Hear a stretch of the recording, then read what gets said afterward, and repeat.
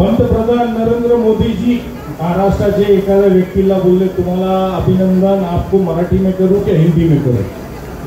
म्हणजे सांगायचं तात्पर्य हे की मराठी भाषेची लढाई जी मीरा भाईंदरला तुम्ही हाताशी घेतली त्याची चर्चा राष्ट्रपती भवनामध्ये झाली. राज्यसभेवरती नेमणूक झालेल्या खासदारांच्या शपथविधीला झाली. मराठी भाषेच्या संदर्भामध्ये अतिशय दुःखाची बाब अशी आहे, दुःख का म्हणतो मी, की ज्या राज्याची मातृभाषा त्या भाषेसाठी आपल्याला मराठी माणसाला लढाईची पाळी आली याच्यासाठी दुःख. आणि ती लढाई तुम्ही खांद्यावर उचलली.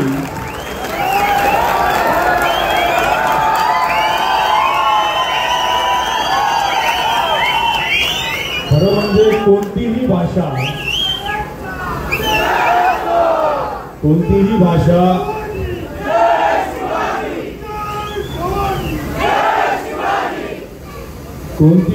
ही संभाषणासाठी असते, वादासाठी नसते.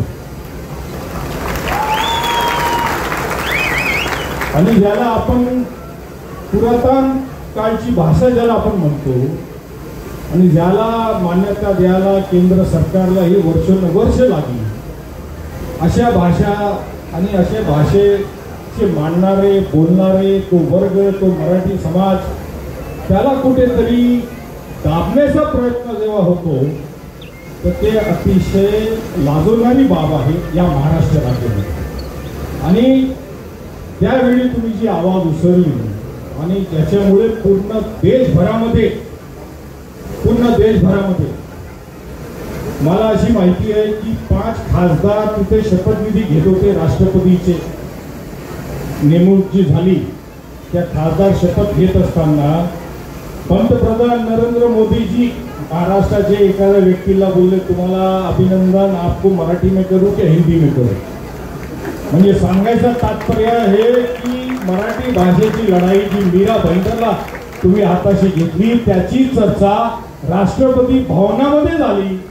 राज्यसभेवरती नेमणूक झालेल्या खासदारांच्या शपथविधीला झाली.